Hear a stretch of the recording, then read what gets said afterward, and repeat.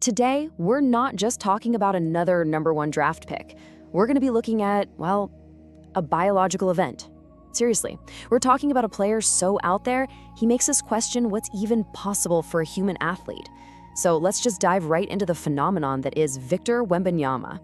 Look, when LeBron James, arguably the greatest to ever play the game, looks at you and says you're not from this planet, that's a whole different level of praise. That's not just a cool soundbite. For us, that's the launch pad. That's the core question we're investigating today. So, what does it actually look like to be an alien out on the hardwood? I mean, what's the evidence to back up such a wild claim? Well, that's what we're here to do. We're going to break down the data, the biomechanics, and the mind of a player who really does seem to be a glitch in the matrix. All right, so our investigation has to start with the most obvious stuff. The physical paradox. The things you can just see with your own two eyes that make you go, how is that possible? He combines things that just shouldn't exist in one person. Okay, this table right here basically breaks every rule we have for basketball players. You see the height and the wingspan of a massive, dominant center. But then you look at the skills, and he has the handles and the three-point shot of a shifty guard. This isn't just some guy who's well-rounded. No, this is a player who has the physical tools of two positions that are complete opposites. It's a living, breathing contradiction. And this slide really gets to the heart of it. It's this core paradox, right? On one side, you've got this enormous 7'4" skeleton, but on the other, you have the brain sending signals to his muscles with the speed and coordination of someone a foot shorter. I mean, the laws of physics should make this impossible, or at least incredibly clumsy. And yet, here we are. And just to really understand how wild this is, we gotta talk about a little bit of science. There's this thing called neural lag. It's a real measurable phenomenon. The taller you are, the longer it takes for a signal from your brain to get to your hands or feet. It's just simple wiring distance. It's why giants can sometimes seem a step slow. It's a biological speed limit. But Wembanyama, his reflexes just completely shatter that principle. His ability to react, to pull off a crossover, to block a shot in a split second, it's like he doesn't have neural lag. Maybe he even has negative neural lag. Who knows? This right here is the biggest piece of evidence for that whole alien theory. It's a biological glitch that science just can't really explain yet. And then you take that impossible reaction time and you combine it with this number, an 8-foot wingspan. Just let that sink in. It creates what people are calling a distortion field. He's not just taking up space on the court, he's literally changing the geometry of the game. He can practically guard two places at once. It shouldn't be possible. So if you're this biological anomaly, this glitch in the system, how do you stop yourself from, crashing? That leads us to the next part of our investigation. How in the world do you build and maintain this impossible machine?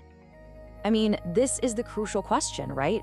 The history of the NBA is sadly filled with super tall players whose careers were cut short because their bodies just couldn't handle the strain. All that height, all that force, it's a ticking time bomb. So how is Wemby's team dealing with this? Well, they're not using the same old playbook. They're using something called the Alquier Method. And trust me, this is not your typical lift heavy weights and run sprints kind of training. This is a completely custom program designed from the ground up for a body type that has literally never existed before. And the principles themselves are just as unique as he is. Get this, it all starts with the big toe. Yes, you heard me right, the big toe. They see it as the foundation for all his balance and power. From there, they focus on elasticity and flexibility, not just brute strength. The idea is to build his body like a suspension bridge, strong but flexible, able to absorb and redirect force instead of a rigid tank that might just crack under pressure. And what's so great is that Wembanyama himself is totally in on it. He gets it. He says it right here. What works for normal people just won't work for him. That self-awareness is so key. He's not just some athlete being told what to do, he's an active co-pilot in his own scientific experiment. So we've looked at the hardware, this unbelievable physical machine. But what about the software? What about the operating system that's running the whole thing? Because it turns out the mind behind the man might be just as extraordinary as the body. Just take a look at this list. This is not your average athlete's hobby list. He reads complex sci-fi, he draws, he paints, he plays strategic board games. Oh, and he just casually taught himself fluent English. This points to a brain that's wired differently, a brain that's always hungry for new information, new patterns, new ways to solve problems. He's what you'd call a polymath. So what does all that off-court curiosity get you? Well, it's directly tied to this amazing concept called neuroplasticity. It's the brain's ability to literally rewire itself based on new experiences. And this might just be the secret sauce for his insane rate of improvement. He doesn't just learn a new move, his brain adapts to absorb and integrate it way faster than most people. And listen to this. This is him talking about his own creative process. And he uses the exact same word we've been using all day, glitches. He sees creating something, whether it's art or a new move on the court, as building something complex out of all these little intricate pieces. That mindset, that's his real operating system. You know, when a player this different comes along, he doesn't just make his own team better. He changes the entire league. He's kind of like an invasive species introduced into an ecosystem. Everything else has to either adapt to him or it's gonna go extinct. Just look at this. The entire league for the past decade has been built on small ball lineups and defenses that switch everything. Wembanyama is a living, breathing hard counter to all of that. Your small lineup is now just food for him. Your switch-heavy defense gets completely broken by his wingspan.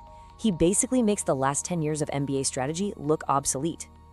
And this chart really just sums it all up. It doesn't matter if your game is built on being small and fast or big and strong.